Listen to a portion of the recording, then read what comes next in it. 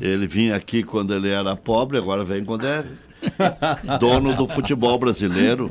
Então, Cícero Souza, que se criou no Grêmio, junto com Antônio Carlos Verardi, que foi seu grande professor, mas ampliou os tentáculos, né, também para a área técnica.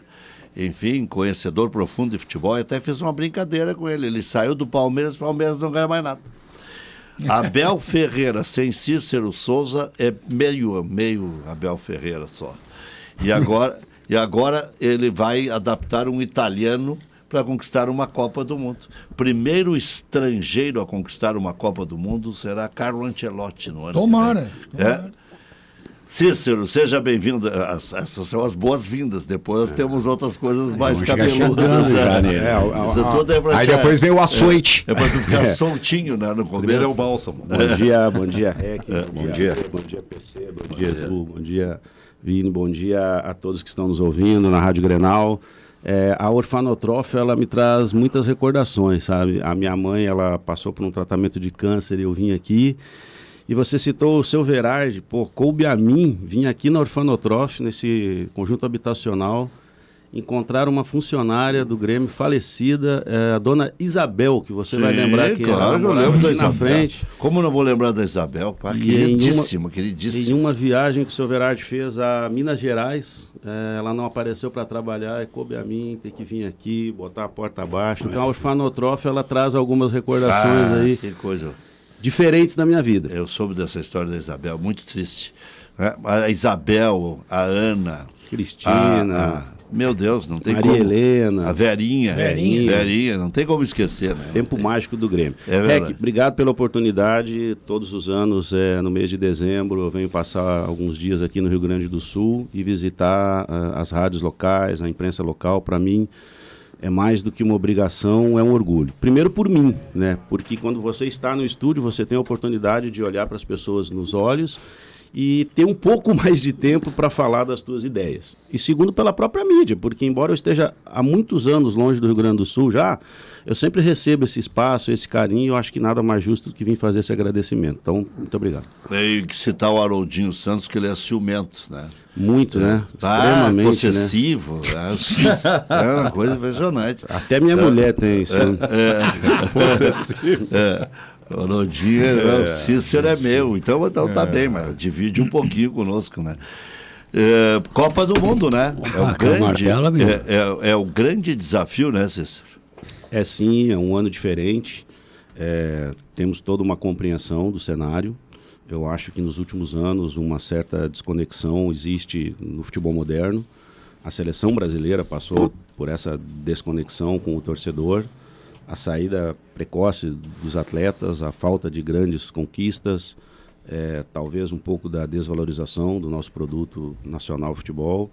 Enfim, tudo isso distanciou um pouco. Mas se tem uma grande oportunidade de reconexão, é uma Copa do Mundo.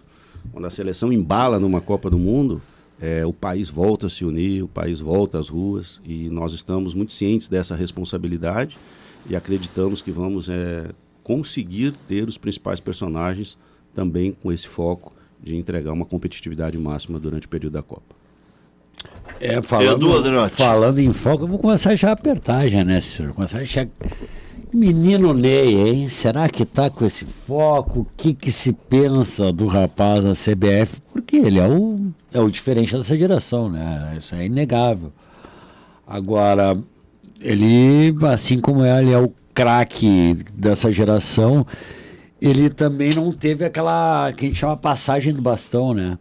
Que sai do Romário pro Fenômeno, do Fenômeno pro Ronaldinho, do Ronaldinho pro Kaká, e na hora de fazer esse passão pro Neymar, não teve Adriano, o próprio Ronaldinho largou cedo, então o Neymar acabou, e ainda ele é o primeiro craque da era das redes sociais, né?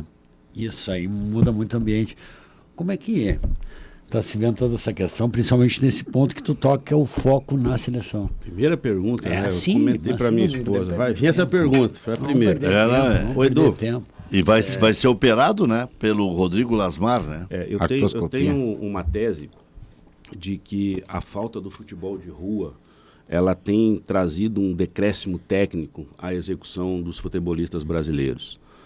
Se nós entendermos que em 2008 Kaká foi eleito o melhor do mundo, Kaká é oriundo de um processo de futebol de formação de rua na década de 80, quando os jovens têm de 6 a 12 anos, que na década de 80 praticavam diariamente 3, 4, 5 horas de pé descalço, de quichute, de chuteira, de bamba, na grama, de conga, na areia, mata no peito, vira dribla, cabeçobol, né, 3 contra 3, futsal. Você jogar, o jogo trazer o problema e você encontrar a solução, você se forma. Sim. Houve um grande ato entre o Kaká e o Vini Júnior para um brasileiro voltar a ser eleito o melhor do mundo.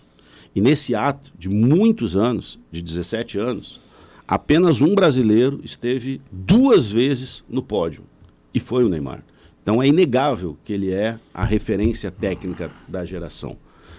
Cabe a ele, a partir agora da virada do ano, estar em condições de ser chamado pelo professor Carlo Ancelotti. Essa resposta ela tem que ser dada pelo Carlo Ancelotti, mas com certeza ele está acompanhando os principais jogadores brasileiros e principalmente os mais talentosos. Sabe que ontem, só aproveitar o gancho, pedir desculpa os colegas, que ele foi no show do Thiaguinho, pô, e ouviu o pessoal, pô, mas o cara fez isso.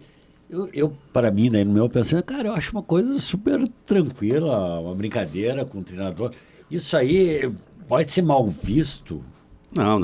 Ou é um exagero, porque também tem aquela coisa, né, ele assim como tem a estrela... Também tem coisas de bastidores que as pessoas às vezes não sabem que é importante.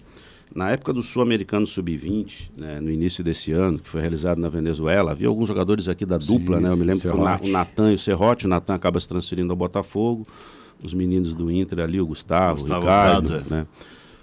O Menck, goleiro. Gabriel Carvalho.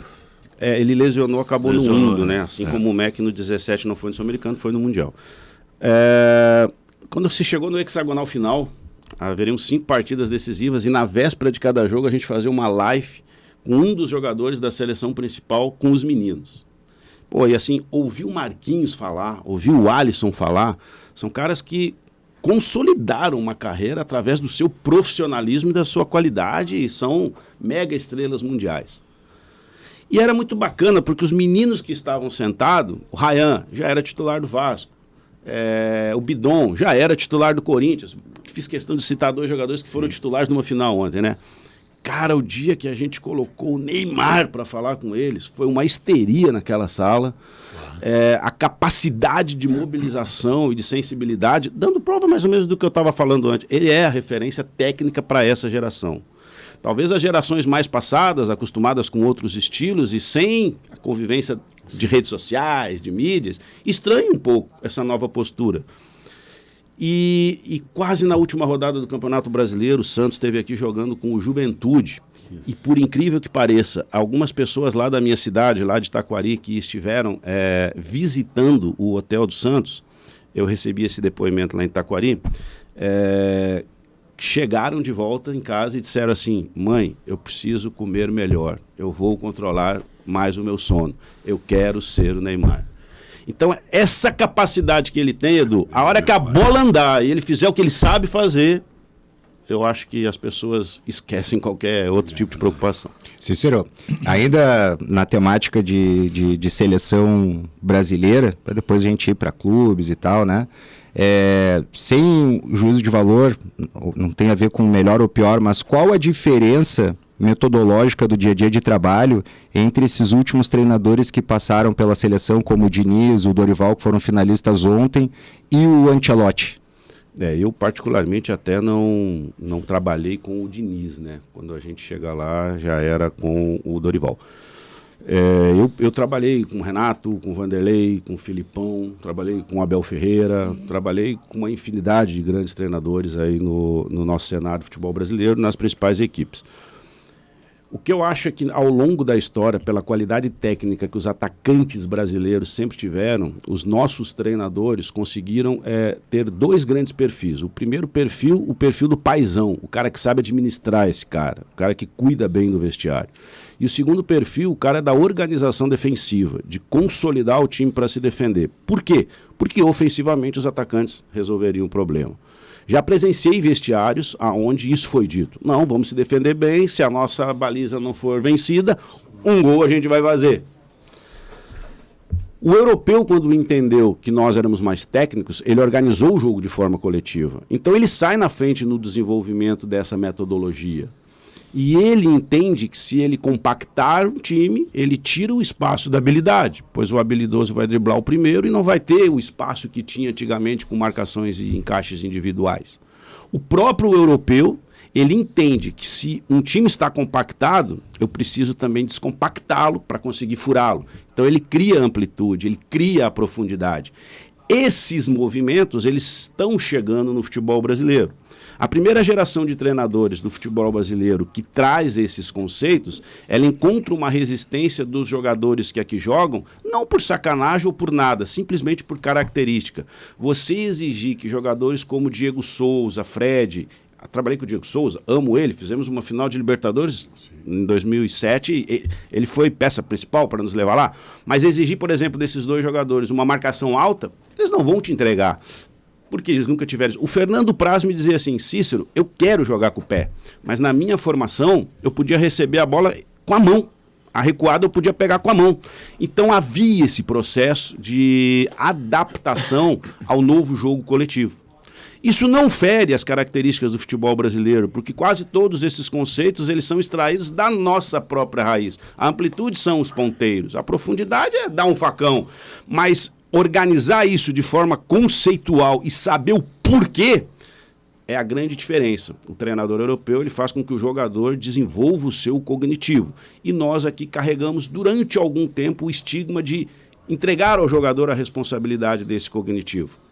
Eu acredito que essa é a grande diferença. Cícero, Oi, PC. Você falou desse hiato aí de 17 anos entre o Kaká e o Vini Júnior, né? E nesse meio tempo aí surgiu o futebol do Neymar. Mas eu lembro que no tempo do Kaká, por exemplo, tinham outros jogadores que também eram grandes referências para o futebol brasileiro e para o imaginário do futuro jogador, pretenso jogador que gostaria de ser um grande jogador de futebol, como o Rivaldo, o Imperador, os dois Ronaldos, né? E surgiram tantos e outros jogadores. O futebol brasileiro, na tua opinião, ele piorou a qualidade do jogador brasileiro ou a CBE, ou a seleção brasileira demorou para acordar e ver que os outros países, principalmente os europeus, as outras seleções evoluíram mais do que a seleção brasileira? PC, eu acho que com a prática menos recorrente do futebol de rua, e é fato, na década de 80, 95% dos meninos entre 6 e 12 anos jogavam futebol diariamente. Você acha que hoje essa porcentagem é qual? Não é 10, 15%, né? Então, quando você não pratica, você não atinge a excelência. Então, nós ainda temos uma boa qualidade, mas nem tanta quantidade que nem antigamente. E, paralelo a isso, o europeu veio. O europeu, na década de 70, quando o Brasil se tornou tricampeão, ele estudou, porque a sociedade europeia valoriza o conhecimento. Para valorizar o conhecimento, você tem que valorizar a educação. A população brasileira, a sociedade brasileira, não valoriza a educação, em nível nenhum. É a minha opinião. O europeu, ele percebeu que nós tínhamos 3 motivos para sermos melhores tecnicamente. Nós tínhamos uma grande população, fato que eles não conseguiriam recriar. Nós tínhamos uma miscigenação na nossa essência, então o nosso jogador ele poderia ter a ginga africana e a força europeia. E isso, com o passar das décadas, o europeu também trouxe. Hoje a gente enxerga muitos negros em Portugal, na Alemanha, seleções que tradicionalmente não tinham esses jogadores. Mas ele entendeu a questão do futebol de rua. E ele incutiu dentro da sua formação que as crianças pré-selecionadas em um modelo até mais fácil, porque os países são menores, jogassem futebol com 6, 7, 8, 9, 10 anos, com regras adaptadas, com espaços adaptados, mas acima de tudo que joguem.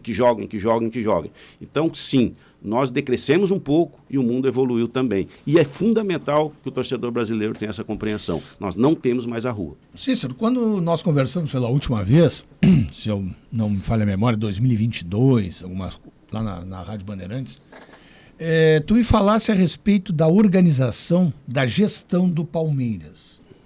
Falasse bastante do modelo, dos vários níveis, desde as categorias de base até chegar ao profissional.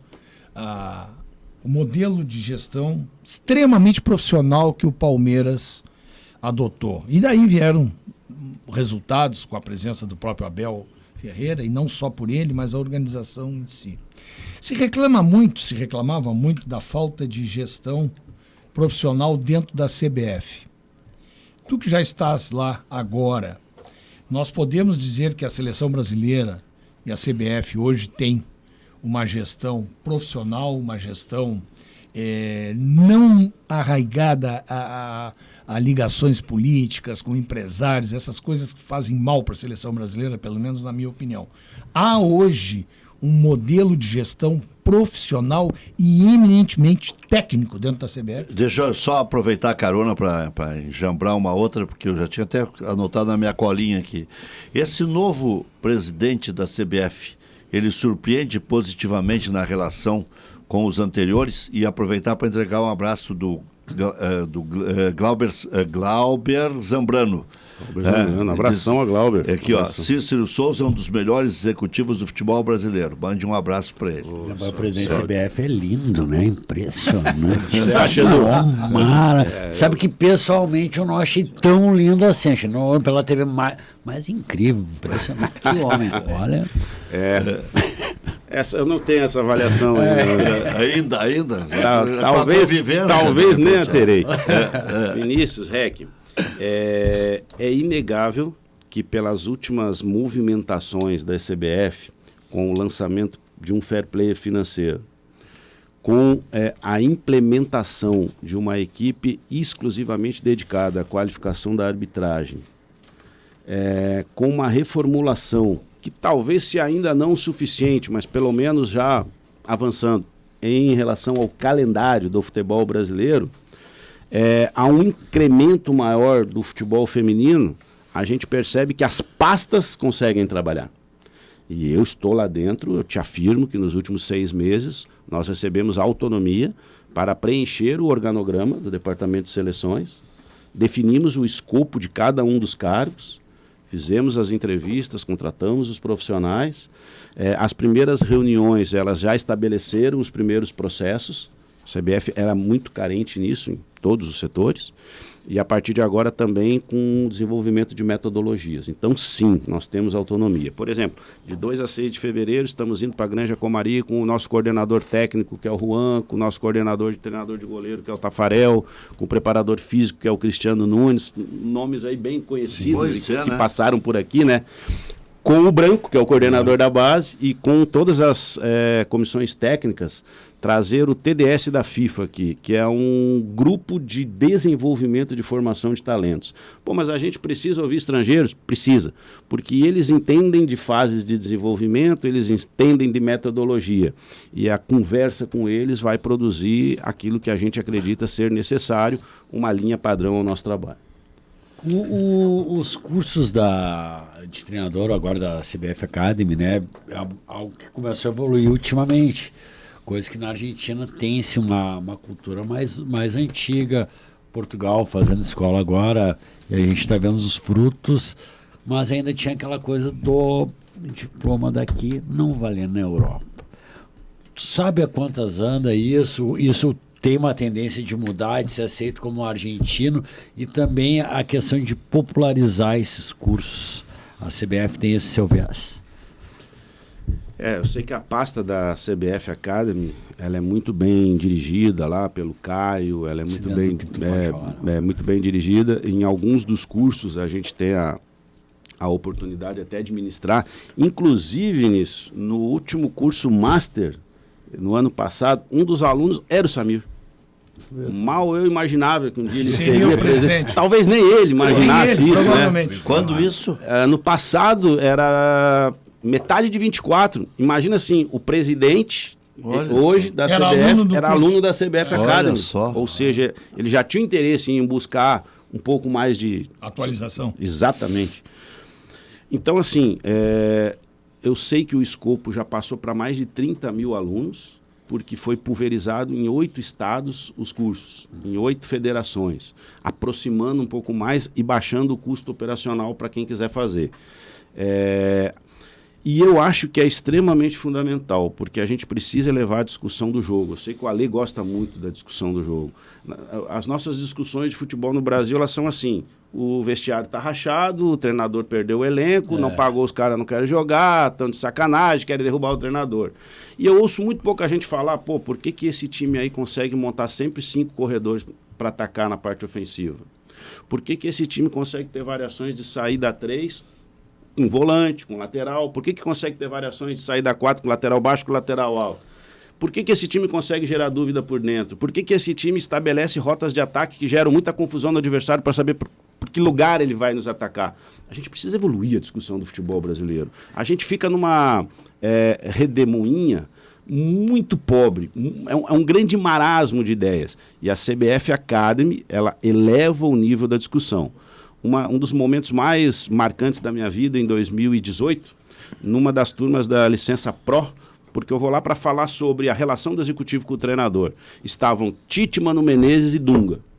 Eram 3 treinadores de seleção brasileira dentro da mesma sala. E na mesma sala estava o Roger e o Eduardo Batista, o que tinha trabalhado comigo no Palmeiras e o que estava trabalhando comigo no Palmeiras. E ali eu percebi o quanto que os novos treinadores, a nova geração, entende a necessidade dessa busca de formação e graduação. E com certeza são eles que estão solidificando o reconhecimento da licença brasileira na Europa logo nos próximos anos. Essa é uma boa notícia. Nessa linha, Cícero, eu tenho uma pulga atrás da orelha com relação aos jogadores que jogam na Europa ou em outros países, outros continentes, e são convocados para a seleção brasileira com relação à aceitação ou não de treinadores brasileiros que atuam no nosso mercado, no nosso país. Não sei, eu fiquei, sabe, com essa dúvida. Aliás, mais do que dúvida, uma desconfiança. Tem aquela foto emblemática ali do treinador agora campeão com o Corinthians, Dorival Júnior. Ele atrás do grupo de jogadores, os jogadores ali confabulando, os jogadores ali, sei lá, orando, e ele parece que estava fora do grupo. E me pareceu também que o treinador que veio posteriormente também não foi bem aceito. Me parece, então, que os jogadores que atuam no futebol europeu não aceitam os treinadores do nosso futebol. Tanto é que hoje o Brasil tem um treinador estrangeiro no comando da nossa seleção. PC, eu acho que a gente é muito cínico no futebol brasileiro quando a gente avalia futebol, tá? Eu vou fazer uma introdução para responder exatamente aí o exemplo que você deu. Por que eu acho que a gente é cínico? Vamos falar de postura de treinador. Se o treinador estiver na beira do campo, em pé, gritando, e o time ganha, ele é um cara motivador. Ele passa sangue pro time. Se o time perde, ele é um cara que, parece que ele não treinou na semana, quer ajeitar tudo na hora, esse cara é maluco, esse cara... Se o cara passar o tempo todo sentado e o time ganha, o cara treinou bem, o time é um cara equilibrado. Não enerva os jogadores. O time sabe tudo. Se o time perde, esse cara é um morto, esse cara não passa sangue. Então nós estamos avaliando a postura? Não, nós estamos avaliando o resultado. E invariavelmente nós somos assim no futebol brasileiro. Eu acho que as pessoas da gestão do clube, elas têm que focar exatamente o que elas precisam avaliar, porque o resultado vai ser consequência desses primeiros movimentos. Naquele dia dessa foto lá na Copa América, o que me chama muito a atenção é o quanto a sociedade atual adquiriu componentes novos, e o cancelamento é um deles. Então a gente é cínico em querer cancelar um treinador porque ele estava do lado de fora. Mas eu que estava lá e que vi o quarto árbitro chamar ele para dar orientações de como que seriam a decisão dos pênaltis, e percebi que quando ele chegou, ele entendeu que estava tão boa aquela sinergia, eu dou parabéns para a postura dele. Até porque ele já fez isso algumas outras vezes com outras equipes. Então... é meio que uma inversão. Agora, eu também quero responder exatamente o que você falou. Eu acho que os jogadores, eles sentem diferença na metodologia de trabalho. O que tem lá e o que tem aqui, e aí essa relação com a aceitação. Mas o problema ele não é só do treinador. O treino europeu, o treino do Abel, o treino do Ancelotti, ele dura 1h10. Eu nunca vi o treino durar mais que 1h10. E ele é de uma intensidade absurda. Algo que você quisesse recriar aqui em outros momentos, nós não estaríamos preparados. Porque você viaja distâncias quilométricas entre domingo e quarta-feira. Em que momento que você vai aplicar essa intensidade? Ora, Agora os clubes conseguiram introduzir novas áreas de recovery, novas áreas de neurociência, novas áreas de reabilitação, e aí os treinadores conseguem fazer um pouco mais de carga, um pouco mais de intensidade nos treinos. Mas esse processo ainda é evolutivo. Os clubes precisam melhorar demais na sua infraestrutura, inclusive os nossos 2 locais. E Cícero, eu estava esperando para fazer esse gancho, né? Com a tua experiência no Palmeiras, que é um dos clubes mais vitoriosos dos últimos anos, um exemplo de organização, agora uma experiência na seleção brasileira, a dupla Grenal está passando por um processo de reestruturação do seu departamento de futebol. No que tange à gestão, a bandeira da profissionalização basicamente se resumia a colocar executivos em cada uma das pastas como se isso fosse o suficiente. Pagar alguém para trabalhar, né? Exatamente. Com base na tua experiência, né? Inclusive citando o Fabinho Soldado ontem, quando ele manda um recado para a diretoria do Corinthians que os projetos vencedores estão investindo em tecnologia e em infraestrutura e que deveria ser olhado os projetos vencedores. O que tu acha que a dupla Grenal precisa para dar esse salto de qualidade, no ponto de vista de gestão, para se tornar competitivo no topo da tabela? É meio delicado fazer a avaliação sem ter estado lá. Agora, o nosso preparador físico, Cristiano Nunes, ele visitou 19 dos 20 clubes da Série A esse ano, assim como os observadores técnicos também viajaram, um movimento novo da CBF aí.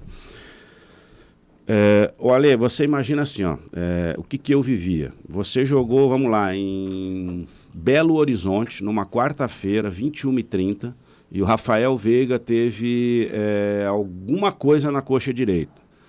Você termina o jogo, você faz um jantar dentro do vestiário, você desloca para o aeroporto, você faz um voo fretado, você pousa em São Paulo e vai direto para o centro de treinamento.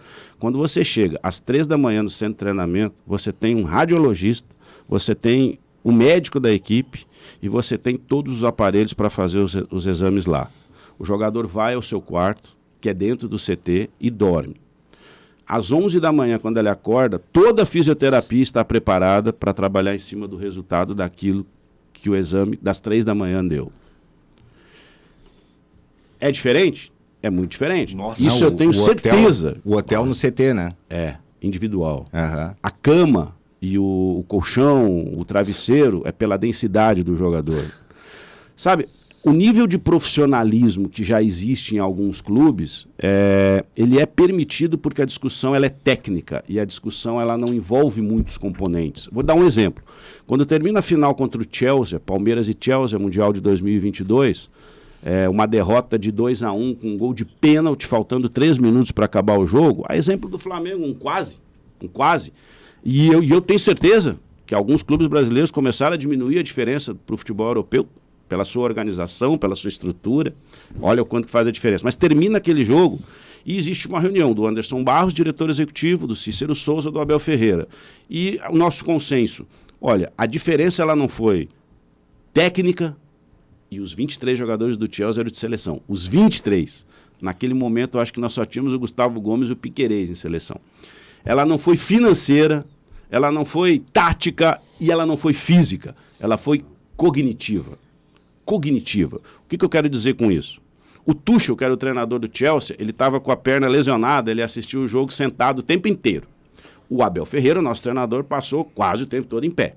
E ele idealizou um modelo de jogo que nós íamos dar campo para o Chelsea nos atacar por dentro, para a gente contra-atacar por dentro. E com 20 minutos, o Dudu e o Rafael já tinham chutado uma bola quase dentro da área. Eu vi, ninguém me conta, porque eu estava na primeira fila. É surreal a história. O Kanté e o Kovacic conversarem. Eu estou falando de 2 volantes que fizeram a final da Copa anterior, um pela Croácia e um pela França.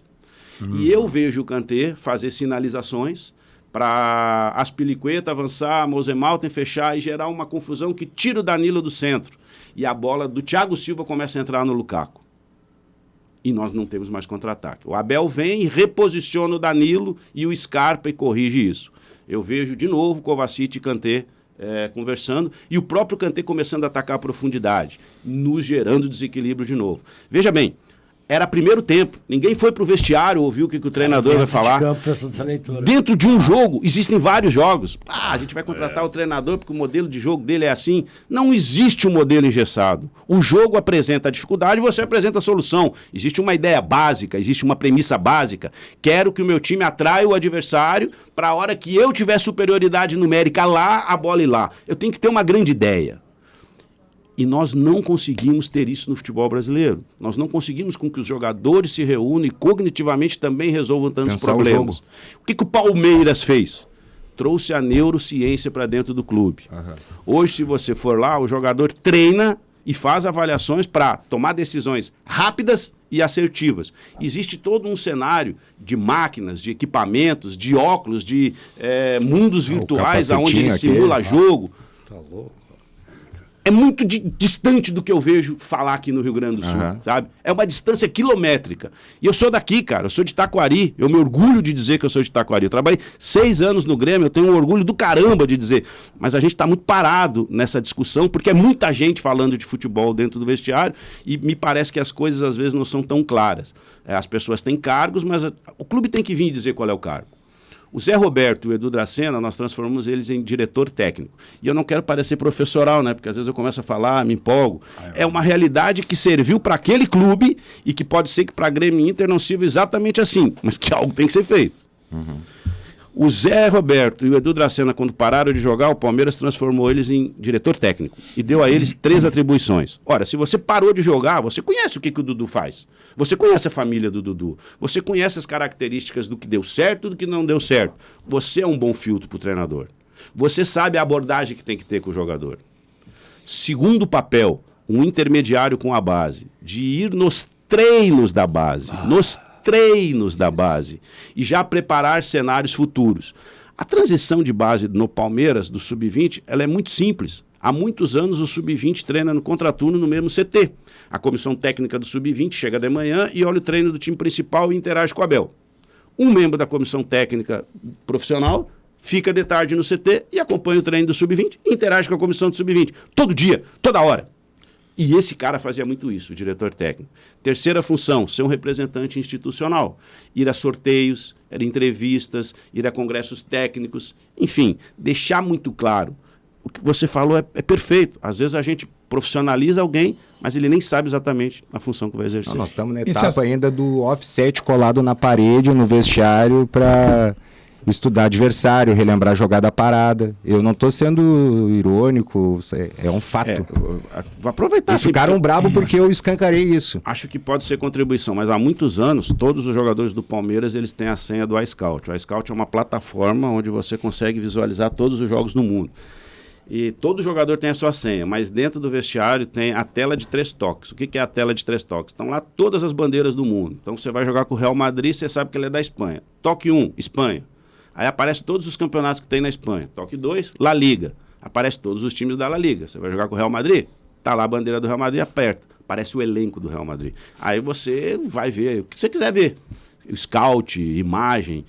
E o clube afere quem entra mais na sua plataforma. Pô, Veiga, Rony, o Everton, eles acessavam constantemente buscando uma preparação em relação aos adversários, aos jogadores que iam encaixar no seu setor. Tu sabes que tu estavas falando a respeito daquele episódio que tu acompanhou do Kanté e do outro volante Kovacic. Os dois jogam muito. Dando instruções, mudando o modelo em meio ao jogo para tentar surpreender o adversário ou neutralizar alguma investida.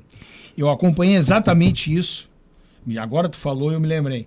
No jogo do Flamengo com o PSG, a conversa foi do Jorginho com o Saúl. Ambos que vieram da Europa, de modelos de jogo e acompanhando essa metodologia que tu lembrou. Eu não vi nenhum brasileiro, mas eu vi o Jorginho conversando com o Saúl, fazendo gestos, mudança de localização, de investida, conversando como é que tinha que mudar. O PC, Vini, o jogo europeu é mais rápido. Mais rápido, claro. Os gramados são muito melhores. Lógico. Existem menos jogos, então um pouco mais de tempo de recuperação e a arbitragem ela é mais permissiva ao contato. Sim. Então o jogo anda e quanto mais o jogo anda, mais tomada de decisão você O tem que campeonato ter. inglês é perfeito nisso que tu está dizendo. As nossas tomadas de decisão aqui, olha, a classe do executivo é a que mais tem que evoluir. Tanto é que ela é a mais nova. Mas todas as classes têm que evoluir. A do jornalista tem que evoluir. Mas o nosso jogador tem que contribuir. Porque as nossas tomadas de decisão são simular soco no rosto. Bom, São simular lesões de goleiro quando a vitória está quase conquistada. A gente precisa evoluir. A gente rebate em coisas aí que já ficaram completamente superadas. E o que o Ancelotti trouxe de proveito nesse sentido aí? A capacidade que o Ancelotti tem de resumir as situações e ser muito claro, ela deixa o jogador com liberdade de tomada de decisão, mas dentro de uma cerca das funções táticas. E o prisma humano, Rec, o olhar humano que ele tem. Então, aí alguns jogadores que vieram se lesionando aí nos últimos momentos, aí como Éder Militão, Gabriel Magalhães, ele liga para os caras, ele estabelece um contato, às vezes, quase que diário com os caras. Aquele estilo paizão que tu falou também. Ele tem também. Tem bastante isso, né? Europeia, digamos assim.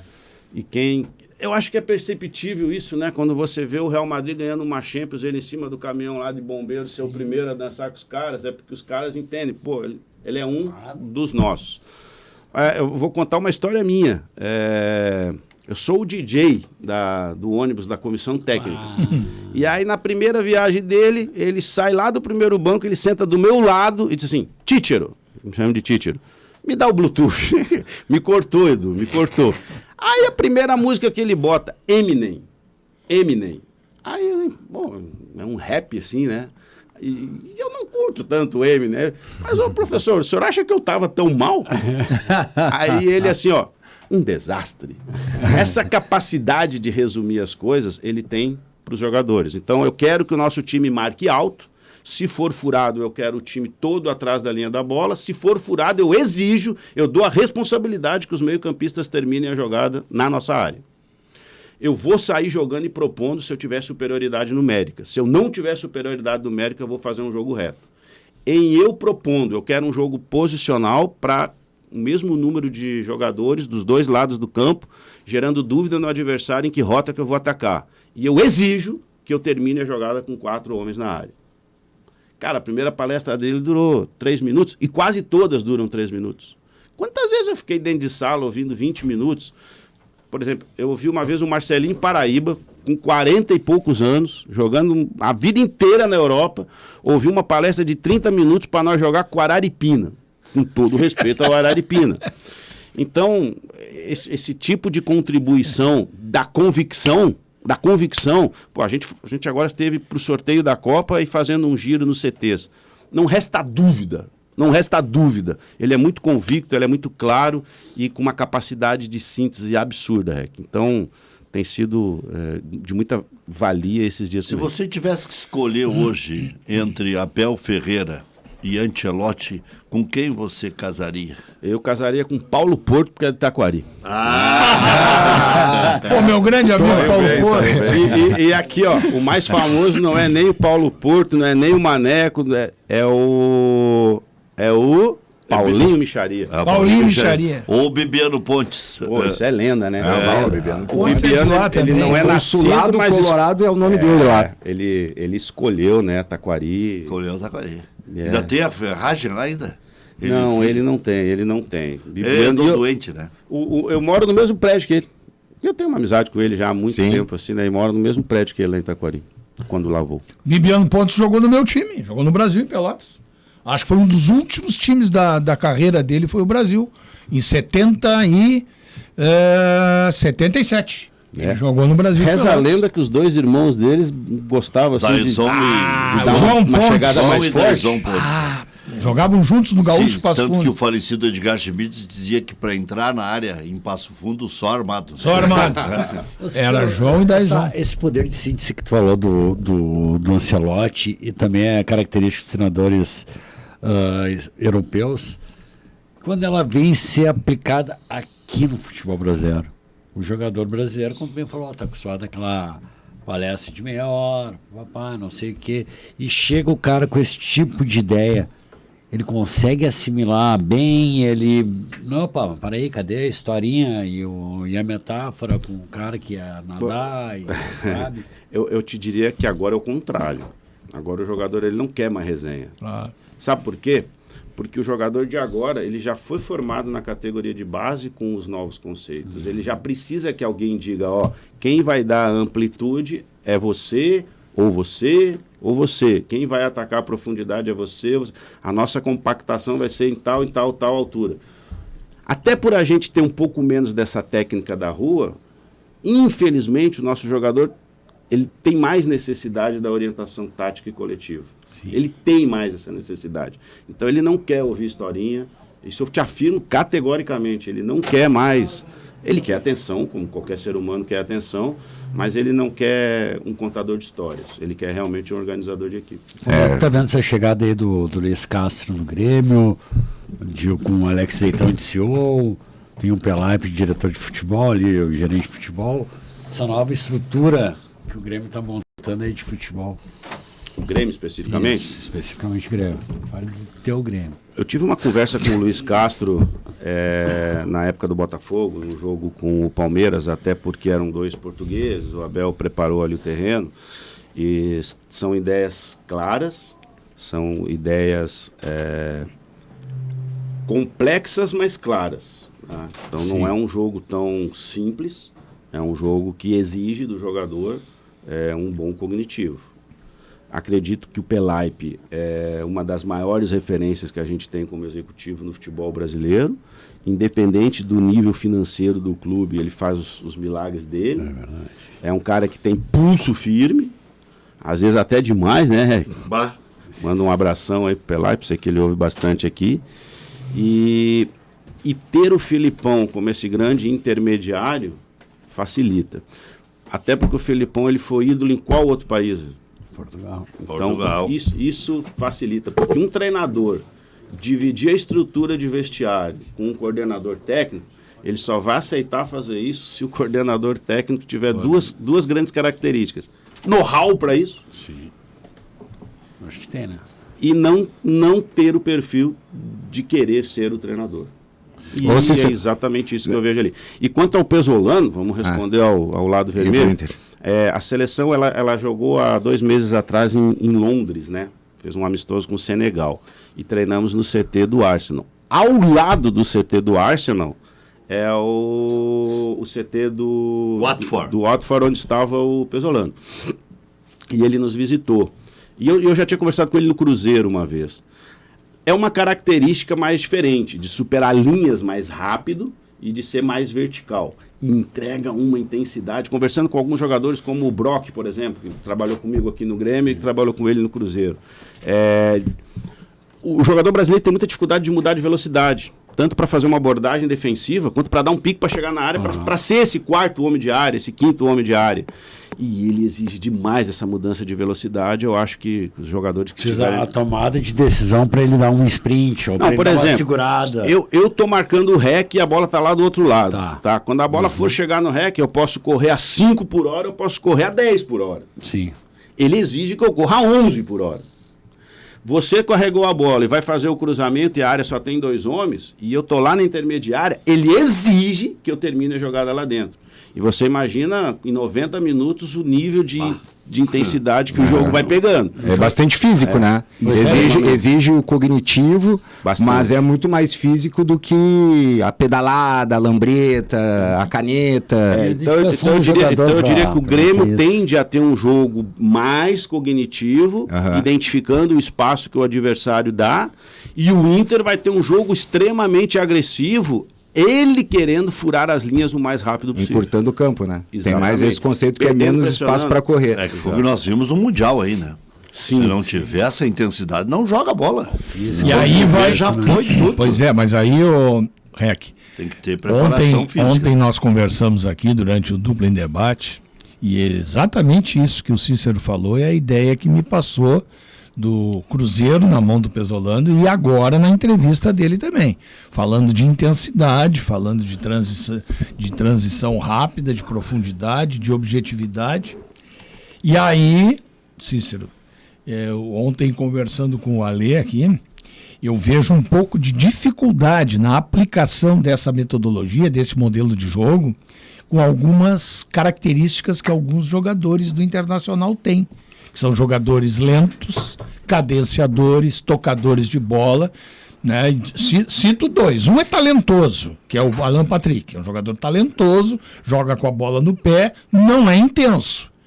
E principalmente o Thiago Maia, que é um volante lento, marca sem velocidade, procura a bola, mas não é um marcador exímio, não é um jogador que encurte espaço. Eu vejo assim aqui, com o atual meio-campo que o Internacional tem, eu só vejo um jogador que se adapta muito bem à característica do Pesolano, que é o Alan Rodrigues. Esse é jogador intenso, de intensa movimentação.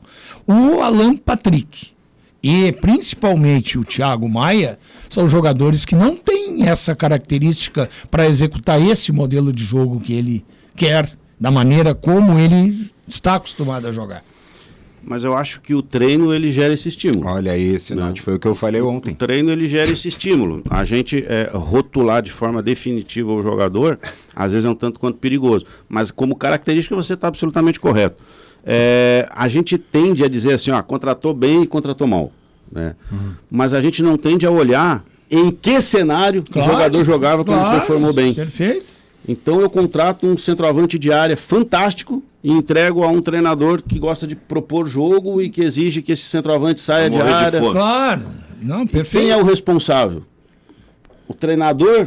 O jogador? Não. Quem colocou Quem contratou, claro. O gerente de mercado, vestiário. no caso, Claro. E isso não é muito claro, às vezes, no futebol brasileiro. Porque a gente vê o cara jogando ali, tem que trazer aquele cara. Mas dentro daquele cenário, modelo, a performance era daquele jeito. E sabe por que isso não ocorre? Porque não é muito claro aos clubes brasileiros a sua grande ideia de jogo. Sim. Claro. E eles mudam constantemente o treinador, mudando radicalmente a ideia de jogo. Se é aquela história, como é que o fulano lá jogava e aqui não joga? Exatamente. Como é que era o esquema lá e como é que é aqui? E aí o treinador ele tende a pedir alguns jogadores para atender a característica dele. Lógico. E aí você não tem paciência. É isso aí. Agora não sai o treinador, aquele jogador que você Essa conta nunca fecha. Culturalmente, a gente ainda não está muito habituado. Eu bati bastante na tecla e ficaram bravos, né? Mas do profissional dos clubes responsável pela prospecção, pela contratação e pela negociação de atletas que estão para sair. A gente normalmente foca no treinador, no vice-futebol e no presidente. E aí tem todo ali um organograma, uma cadeia de trabalhadores dentro do departamento de futebol com especificidades. Vou tentar dar o exemplo do Palmeiras também, tá? O Palmeiras ele tem um departamento de análise de mercado. Ele tem um head scout, que é o responsável por conversar com o treinador e com o executivo, ok? Ele tem 2 colaboradores, um para montar planilhas e um para olhar jogos. A esses 3 profissionais são entregues 17 observadores. Quem são esses 17? Os auxiliares técnicos da base, os olheiros da base, treinadores da base. Cada um desses 17 precisa preencher 2 formulários de análise de um jogo por semana. Ou seja, são 34 jogos por semana. E mais o cara que está lá dentro, esse terceiro componente, ele assiste 10. Ele assiste de segunda a sexta, um de manhã e um de tarde. São 44 jogos. Na sexta-feira, quando está acabando o expediente, o head scout se senta com o auxiliar técnico do Abel, chamado Carlos Martinho, e com o Cebola, o nosso Cebola aqui do Rio Grande do Sul. Esses 3 caras, eles decupam esses 44 relatórios e eles começam a montar uma grande lista. E eles fazem isso 4 sextas-feiras por mês. Na última sexta-feira do mês, depois que termina a reunião, entra o Anderson, que é o executivo, entra o Abel Ferreira, e eles enxugam a lista para 3 nomes por posição. Todo mês. É processo. Essa é a função do gerente, criar os processos. Identificar 17 caras, criar todo esse processo. Terminados esses 3 nomes, os 33 nomes vêm para a lista, para a mesa do gerente de futebol. O que o gerente de futebol faz? Ele vai na área de comunicação. O que esse cara publica? Com quem que esse cara anda? Quem que acompanha ele? Qual é o maior foco dele? Identificando o lado profissional. Vai na área de saúde, existe um aplicativo chamado Noisefield, é um grande compilador, onde você consegue identificar as lesões que esse jogador teve, o prazo de recuperação, as reincidivas, e você vai na área de registro com esses 33 nomes e pesquisa os contratos, porque em algum momento algum deles pode até estar frágil. Então, assim, personalizar na figura de uma pessoa a contratação, mas eu sei que é a cultura nossa, de jogar nas costas do executivo que contratou bem, contratou mal. Às vezes é o bruxinho. O jogador do presidente. O fato é que o Palmeiras, nos últimos anos, todos os jogadores contratados têm uma minutagem muito alta. Porque o treinador está inserido no contexto, mas porque muitas pessoas que pensam futebol com uma grande ideia parecida, pensam Cícero, fluxos e processos. Nós temos que liberar o Cícero porque voo não espera, né? E aí, até agradecer a deferência aí, trocou o horário do voo para poder atender o nosso anseio aqui de poder entrevistá-lo. E muito obrigado. E a projeção do ano aí, né? O que teremos? Teremos amistosos poderosos, né? Contra seleções fortes. E já vamos começar um ano com já uma aferição do nosso tamanho de cara, né? Não tem essa de esperar o Neymar se recuperar ou o fulano de tal recuperar a capacidade que um dia teve. Já tem desafio de cara, de enfrentamento, não valendo ponto, né?